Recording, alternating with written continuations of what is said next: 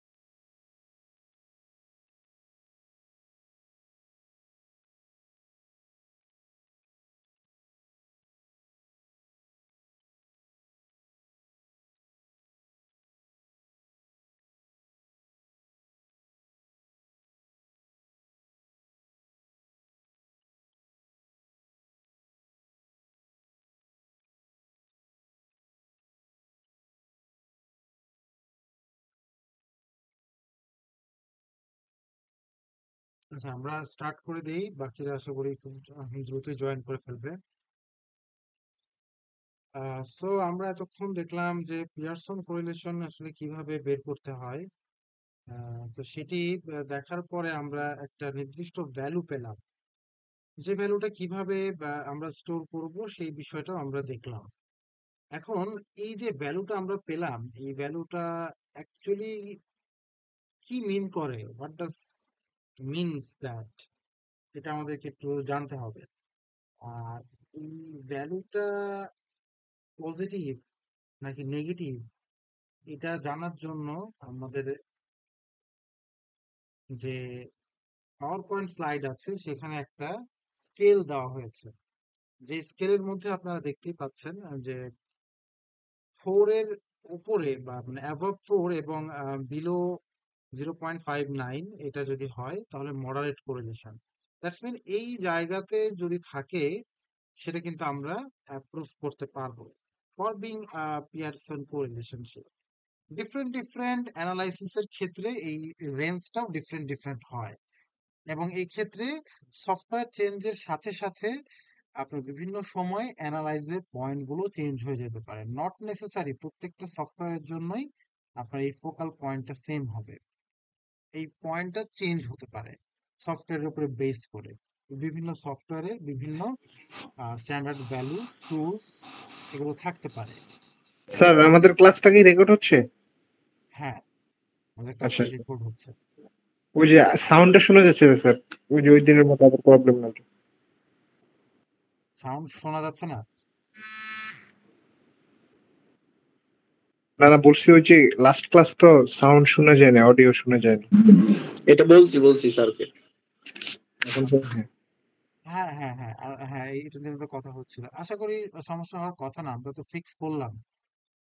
তারপরে দেখা যাক কি হয়। সো যেখানে ছিলাম, তো এখন এই জায়গাতে মডারেট কোরিলেশনশিপ যদি আমাদের আসে, আমরা এটাকে অ্যাপ্রুভ করতে পারবো বা প্রসিড করতে পারবো যে হ্যাঁ, এদের মধ্যে ইন্টারনালি কোরিলেশনশিপ আছে। এর উপরে থাকলে খুবই ভালো, এর নিচে থাকলে that's mean they have lower correlationship. Correlationship নাই তা বলা যাবে না, এটা খুবই নেগলেক্টেবল। অর্থাৎ এটা হচ্ছে আপনার খুব লোয়ার কোরিলেশনশিপ, মানে খুব একটা স্ট্রং না। এখন এক্ষেত্রে আমাদের যে কোরিলেশনশিপটা আসলো 0.537, 537টা কোন কোন ক্লাসের মধ্যে পড়বে? 537, অর্থাৎ এই যে মডারেট কোরিলেশনশিপ এই ক্লাসের মধ্যে পড়বে। ঠিক একইভাবে পরেরটা যদি আমি দেখি, 0.579, এটাও আমাদের এই ক্লাসের মধ্যেই পড়বে, মডারেট কোরিলেশনশিপ।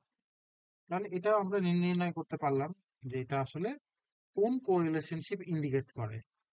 এটা মডারেট কোরিলেশনশিপ ইন্ডিকেট করে, এই ভ্যালুটা মডারেট কোরিলেশনশিপ ইন্ডিকেট করে। দ্যাটস মিন বলাই যায় যে এদের মধ্যে পজিটিভ কোরিলেশনশিপ আছে।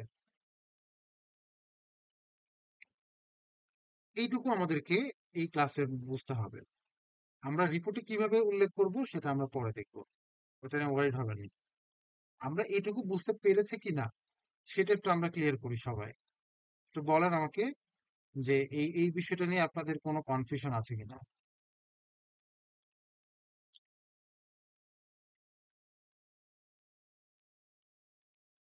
এই বিষয় নিয়ে কি কোনো কনফিউশন আপনাদের আছে? আচ্ছা, তাহলে আমরা আরেকবার একটু এই পিয়ারসন কোরিলেশনটা, লাস্ট যে ভেরিয়েবল আছে এটা একটু আমরা রিভাইজ করি, দেন আমরা আপনার এটা অন্য অ্যানালাইসিস দেখার চেষ্টা করব, কেমন? আমরা বলেছিলাম অ্যানালাইসিসে যাওয়ার পরে বাইভেরিয়েন্টে যাব, কোরিলেশনে যাব, কোরিলেশনে গিয়ে বাইভেরিয়েন্টে যাব। বাইভেরিয়েন্টে গেলে আমাদের এরকম একটা ইন্টারফেস থাকবে, যেখান থেকে আমরা যে আইভির সাথে ডিভির রিলেশনশিপ দেখব সেটাকে, সেই আইভিটাকে নিয়ে আসব এবং ডিভি কে নিয়ে আসব। অপশনে যাব, মিনস অ্যান্ড স্ট্যান্ডার্ড ডেভিয়েশন এবং ক্রস প্রোডাক্ট, এই দুইটাকে আমরা ওকে করব এবং আলটিমেটলি ওকে করলে আমাদের সামনে এই ধরনের একটা ম্যাট্রিক্স দেখাবে। যে ম্যাট্রিক্সটাকে আমরা মাউসের রাইট বাটন থেকে কপি করে নিব, কপি করে আমাদের যে ডেটাবেস থাকবে অ্যানালাইসিসের সেইখানে আমরা গিয়ে পেস্ট করব। এখান থেকে অ্যাজ পার দ্য ম্যাট্রিক্স আমরা কাঙ্ক্ষিত যে ঘর, অর্থাৎ বি, যে আমার আইভির সাথে ডিভি রিলেশনশিপ যেগুলো করেছে, শুধু পিয়ারসন কোরিলেশনের এইগুলোকে আমরা আহ, আমাদের আমাদের কনসিডারেশনে নিয়ে আসব।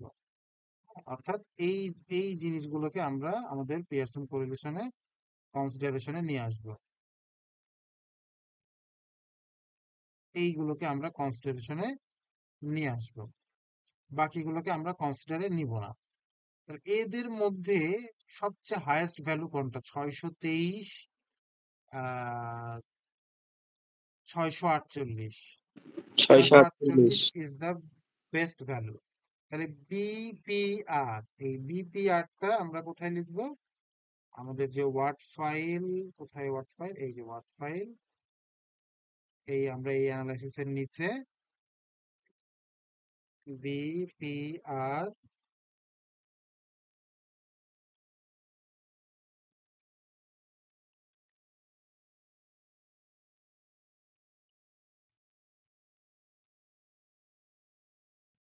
বিপিআর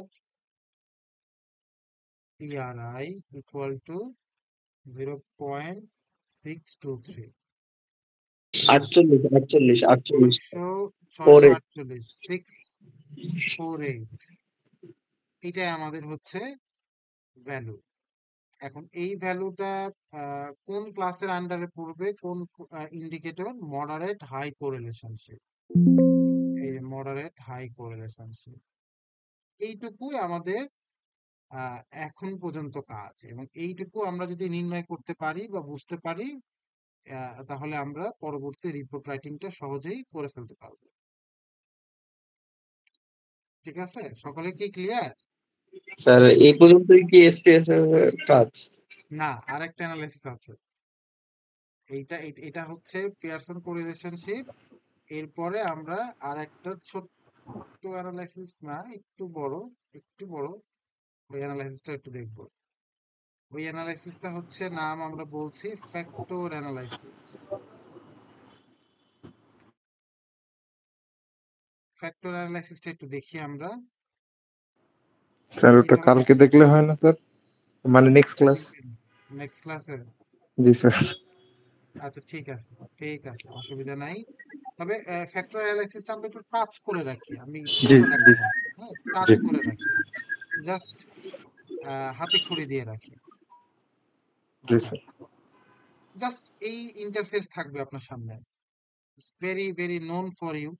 এটা নিয়ে তো কোনো দ্বিধাদ্বন্দ্ব নেই, সকলের সামনেই ডেটা যখন ইনপুট করা হয়ে যাবে এরকম একটা ডেটাবেজ আপনার সামনে থাকবে। আপনি অ্যানালাইসিস যাবেন, dimension reduction factor, dimension reduction থেকে ফ্যাক্টর। একটু খেয়াল করে দেখেন আমাদের এই জায়গাতে যে প্যাথটা দেওয়া আছে, এই প্যাথেও কিন্তু সেম জিনিসটাই দেওয়া আছে, analysis dimension reduction factor.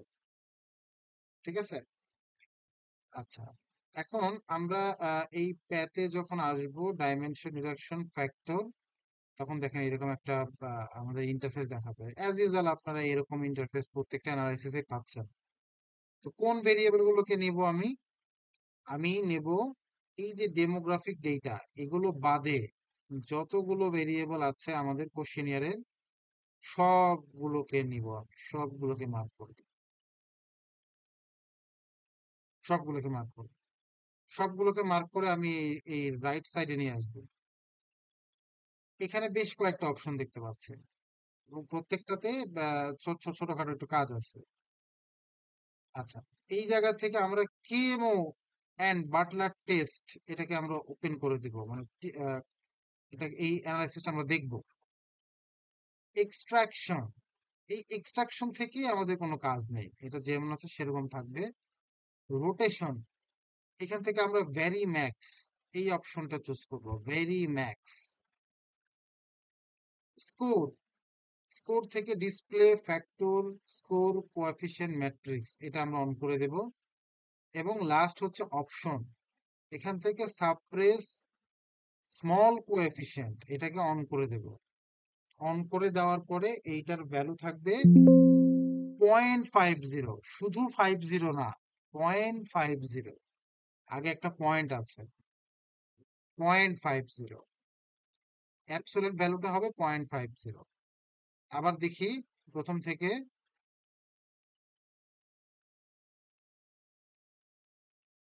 Analysis dimension reduction factor, আপনার ডেমোগ্রাফিক প্রোফাইল বাদে যতগুলো ভেরিয়েবল আছে সবগুলোকে আমি মার্ক করে ডান দিকে নিব। ডেসক্রিপটিভের মধ্যে গিয়ে কেমো অ্যান্ড বাটলার টেস্টটাকে অন করে দিব। এক্সট্রাকশনে আমাদের কোনো কাজ নেই, রোটেশনে যাব, এটাকে ভেরি ম্যাক্স করে দিব। স্কোর থেকে ডিসপ্লে ফ্যাক্টরটাকে অন করব, আর অপশন থেকে সাপ্রেস স্মল কোএফিশিয়েন্টকে অন করব এবং 0.50 অ্যাবসোলিউট ভ্যালু দেব। এটাকে কন্টিনিউ করে আমি যদি ওকে দেই, ফ্যাক্টর অ্যানালাইসিসের একটা রেজাল্ট আমাকে দেখাবে। এই ফ্যাক্টর অ্যানালাইসিসের রেজাল্ট থেকে বেশ কিছু কাজ আমাদের আছে। আমি যেটা গেস করছিলাম সেটাই, রোটেটেড ম্যাট্রিক্সের লোডিং নেয়নি, এটা স্বাভাবিক, না নেওয়ারই কথা, কারণ আপনার ওই জায়গাতে একটা ভেরিয়েবল কম আছে। এনিওয়েজ, এইটা আমরা কিভাবে এটাকে বুঝবো এবং কিভাবে আমরা এই অ্যানালাইসিসটা আমরা কমপ্লিট করব, এখানে বেশ কিছু টাস্ক আছে, সেগুলো আমরা নেক্সট ক্লাসে দেখব। যেহেতু একজনকে আমাদের একজন রিকোয়েস্ট করেছেন যে নেক্সট ক্লাস ছাড়া এই ক্লাসে হবে না। হ্যাঁ, আমরা সেই ভোটের পক্ষে আছি, স্টুডেন্টদের পক্ষে আছি, আমরা কোনো অসুবিধা নেই। স্যার আজকে অনেক প্রেশার হয়ে যাচ্ছে স্যার, হ্যাঁ, অনেক কিছু কোঅর্ডিনেশন আমার জানা ইনপুট করা এই যায়। কারণে আমরা যাচ্ছি না। এখন আমরা এইভাবে জিনিসটাকে রিপ্রেজেন্ট করতে হয় সেটা আমরা দেখে ফেললাম, বাট এটা কিভাবে আমরা বুঝবো সেটা আমরা নেক্সট ক্লাসে দেখবো, কোনো অসুবিধা নেই। আজকে এই পর্যন্তই থাকবে। এখন আপনাদের প্রবলেম শুনি, কোনো বক্তব্য থাকলে বলেন, শুনি। স্যার প্রবলেম ফেস করবো যখন প্র্যাকটিস করা শুরু করবো ডাটা নিয়ে, তখনই স্যার। কাজে গেলে স্যার প্রবলেম ফেস করার। কাজ শুরু করেন। আপনাদের কিন্তু অনেকেরই 100টা ডেটা হয়ে গেছে। তারা স্টার্ট করেন। তারা অলরেডি কিন্তু চাইলে 3টে অ্যানালাইসিস কমপ্লিট করে ফেলতে পারবেন। তাহলে যেটা হবে আল্টিমেটলি আপনি যখন রিপোর্ট রাইটিং এ যাবেন তখন একটু একটু আপনার জন্য ইজি হবে। দেখেন, আই বিলিভ হৃদয় সাহেব তার ডেটা থেকে যে জিনিসগুলো দেখলেন তার জন্য অনেক ইজি হয়ে গেল বিষয়টা। তা জি স্যার। আপনি চেষ্টা করেন নেক্সট ক্লাসে আপনার ডেটাটা যেন দেখানো হয়, আপনার স্যার ডেটা আমি দিয়ে যেন কাজ করা হয়। রেডি করে রাখবো, সমস্যা নাই স্যার। হ্যাঁ, এটা আপনার ডেটা দিয়ে কাজ করলে আপনার জন্য সহজ হবে। আবার যখন প্রবলেম সলভিং এ যাব তখন চেষ্টা করবেন অন্য একজন ডাটা দেওয়ার, তাহলে তার ডেটা নিয়ে আমরা কাজ করব প্রতিদিন। জি স্যার। আপনাদের মধ্যে থেকে ডিফারেন্ট ডিফারেন্ট ডেটা আসুক এবং সেই ডেটা দিয়ে আমরা কাজ করি। আপনার বিষয়টা জানা হবে, দেখা হবে। নিজের ডেটা নিয়ে কাজ করলে আপনি আরো বেশি ভালো মতো বুঝতে পারবেন। তবে বিষয়বস্তুগুলো সেম, সব সব সব যে কোনো ডেটাই আপনি দেন না কেন, বিষয়বস্তু সেম। আচ্ছা, আরেকটি বিষয় আপনাদেরকে একটু বলবো, সেটা হচ্ছে আপনারা আপনাদের ডেটাটা চেষ্টা করেন 2 থেকে 3 দিনের মধ্যে কমপ্লিট করে ফেলার জন্য। ম্যাক্সিমাম 3 দিনের মধ্যে শেষ করে ফেলার চেষ্টা করেন। তাহলে আমরা খুব দ্রুত ফ্যাক্টর অ্যানালাইসিসটা কমপ্লিট করে আমরা রিপোর্ট রাইটিং এর দিকে যেতে পারবো। আমাদের খুব সন্নিকটে তো পরীক্ষা, সেটারও তো প্রিপারেশন দরকার হবে। আর একটা বিষয় হচ্ছে আপনাদের যে ভিডিওটাতে অডিও আসেনি, ওইটার সাপ্লিমেন্ট একটা ভিডিও আমি আপনাদেরকে প্রোভাইড করব। আর পাশাপাশি যদি কোনোভাবে অডিওটা মনে হয় না আসবে, খুব প্রবাবলি আসবে না, কারণ এটা হচ্ছে মেইনটাতে রেকর্ড হয়নি, মাইক্রোফোনের সুইচটা অফ ছিল। সো সাপ্লিমেন্ট একটা ভিডিও আছে আমার কাছে, আমি ওই ভিডিওটা আপনাদেরকে দিব, আপনারা ওই সাপ্লিমেন্ট ভিডিওটা ওখান থেকে দেখবেন।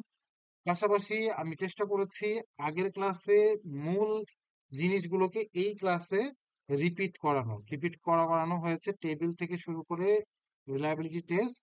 আপনারা এই ভিডিওটাও যদি পুরাটা দেখেন, এখানেও কিন্তু আপনারা সমাধান পাবেন।